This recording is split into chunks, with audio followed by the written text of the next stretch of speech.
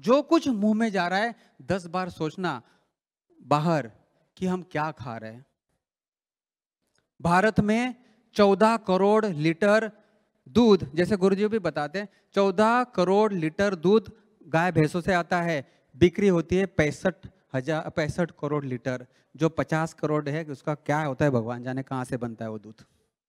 पनीर खाने का तो ऐसा पागलपन हो चुका है, घर घर में पनीर बनता है। वो एक महाराष्ट्र में एक एमएलए था, उसने बोला अगर सच्चे दूध का अगर पनीर बनाया जाए तो केवल पनीर ही बन सकता है पूरे भारत में, घर घर में दूध नहीं आ सकता। अगर सच्चा दूध देना है तो घर घर में दूध भी आ रहा है, पनीर भी आ रहा है, मिठाइयाँ बन रहा है, सब कुछ बन रहा है। कहाँ से आ रहा है इतना दूध? इतने गाय भैंस है ही नहीं। आजकल का खान पान भी इतना दूषित हो चुका है।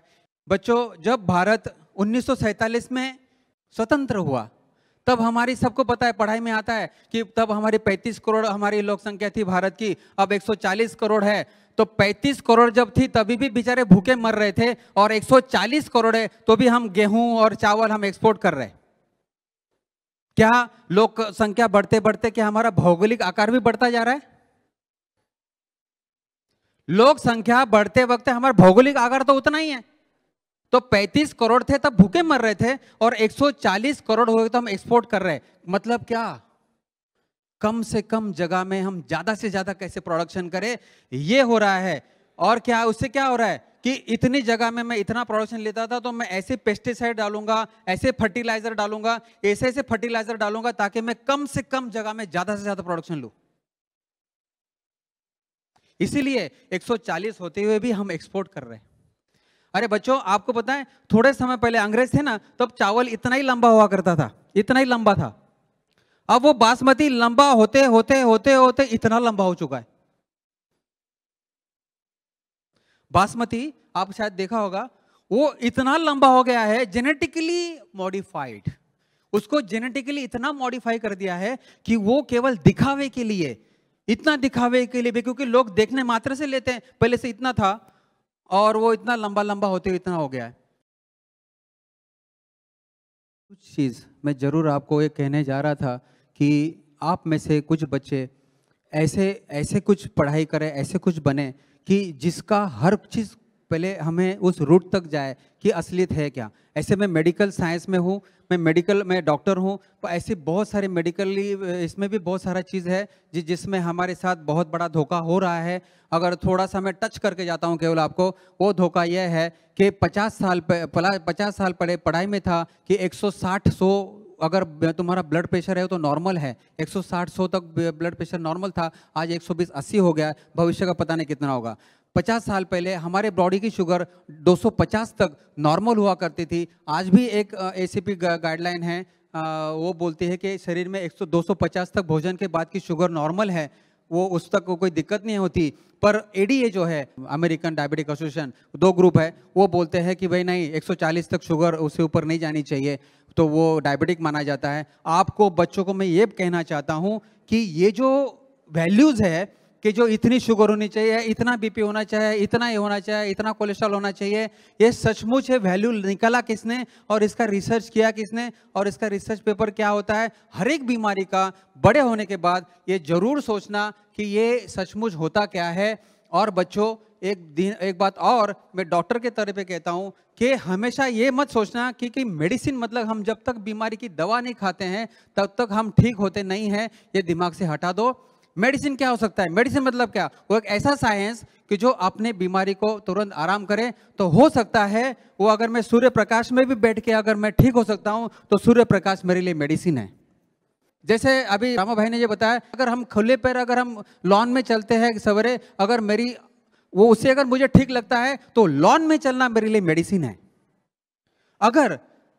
अगर मेरे पास कुछ ऐसा दुखी आदमी आता है, क्या करूं, बड़ा मन से दुखी हूं, अगर मैं 2 शब्द प्रेम के अगर मैं उसको समझा रहा हूं और 2 शब्द उसको मैं प्रेम से बता रहा हूं और वो ठीक लग रहा है, तो वो 2 शब्द प्रेम के उसके लिए दवा है, मेडिसिन है। तो कृपया ये मत समझना कि कोई भी बीमारी का मैं जब तक दवा ना खाऊं तब तक वो मेडिसिन नहीं है, ऐसी बात नहीं है। तो ये पंचभूत भी सारी दवाइयां हैं। हमारा केवल प्रतिकार शक्ति कैसे बढ़ानी है वो हमें देखना है, खान पान से बढ़ती है। और सबसे बड़ी बात तुम्हारे मानसिकता से बढ़ती है। एक ही मिनट लूंगा। 1 मिनट में आपको मैं चीज़ एक प्रैक्टिकल हुआ एक चीज़ बता देता हूँ। वो प्रैक्टिकल चीज़ से आप समझ जाओगे कि ठीक होने का और क्या तरीका होता है। एक पेशेंट था, डॉक्टर के पास गया। मेरा पेशेंट नहीं था, कोई और डॉक्टर का पेशेंट था। वो पेशेंट डॉक्टर के पास गया, लेडीज थी, 35 साल की लेडीज थी। उसको घुटने में बहुत दर्द था, चल नहीं पा रही थी, 35 साल की बहन, ठीक है। तो वो जो थी, जब बैठी डॉक्टर के पास, डॉक्टर ने सब कुछ पूछा, घर में कौन कौन है वो पूछा। जब घर में जब उसकी सास का नाम लिया गया, अच्छा आपकी सासू माँ भी साथ है, भाई उसको माँ मत बोलो। वो पेशेंट क्या बोलती है, सासू माँ के साथ ऐसा था, वो तो ऐसी है, वो तो वैसी है, वो तो उसने बहुत निंदा शुरू कर दी। डॉक्टर के सामने अपनी सासू की निंदा शुरू कर दी। डॉक्टर समझ गया यहाँ गड़बड़ है, गड़बड़ तो यही है। ओके, अभी पहले मीटिंग में सब कुछ नहीं हो सकता था। डॉक्टर ने सब कुछ सुन लिया, फिर दोबारा बुलाया। दोबारा बुलाने के बाद बोला हाँ और कैसा है, सब बात की।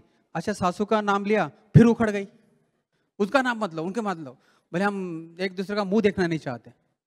अच्छा, और डॉक्टर ने बोला थोड़ी बात की हंस के उसके, उसने बोला अपने सासू का जरा उसके साथ कभी खाना तो खा। भाई ये नहीं हो सकता साहब, ये क्या बोल रहे हैं आप, डॉक्टर मैं सासू के साथ नहीं खा सकती। दोनों का बहुत सारा अनबन था। एक मीटिंग गई, 2 मीटिंग गई, तीसरी मीटिंग में फिर डॉक्टर ने बोला अरे अपने सासू के साथ खाना तो खा। ये क्या बोल रहे हो डॉक्टर साहब, बार बार। आप थोड़ा नरम हो गई। क्या बोल रहे हो, माँ के साथ खाना खा, देखती हूँ मैं, सोचती हूँ, ऐसा बोल के वो मीटिंग चली गई। तीसरी बार, चौथी बार फिर आए तो कुछ हुआ, खाना खाए माँ के, अपने सासू के माँ के साथ। थोड़ा विचार आया था पर देखा, पर हिम्मत नहीं हुई। नहीं, बोले अभी आप अगली बार आओगे तो अपने सासू माँ के साथ खाना खा के आना।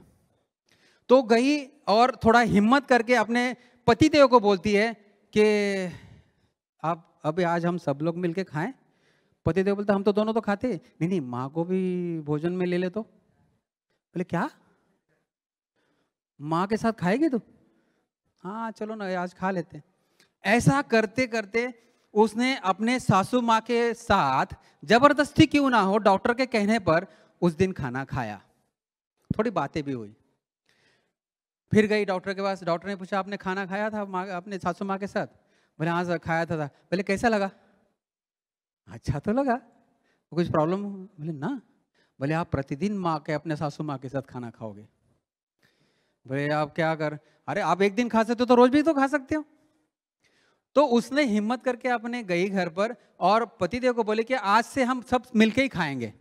ओहो, जैसे ऐसे बोले तो पतिदेव तो गदगद हो गया, वो सासू माँ के तो आंख से पानी, ये क्या बदलाव हो रहा है। तो वो बाद में जो है वो अपने सासू माँ के साथ खाना लग गई रेगुलर। और बाद में फिर और मीटिंग हुई डॉक्टर के साथ। डॉक्टर ने बोला अच्छा माँ, आपकी सासू माँ जो कुछ बनाएगी वो उसकी थोड़ी तारीफ करो, आप उसकी तारीफ करो। सब लोग, माँ ने चटनी बनाई, वाह माँ क्या चटनी बनाई, सब्जी बनाई, वाह क्या सब्जी बनाई।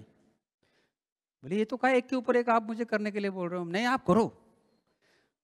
जैसे वो गई और माँ ने कुछ बनाया और माँ के खाने की तारीफ की, माँ ने जैसे जैसे वहां तारीफ होने लग गई, वैसे वैसे घुटने का दर्द चला गया।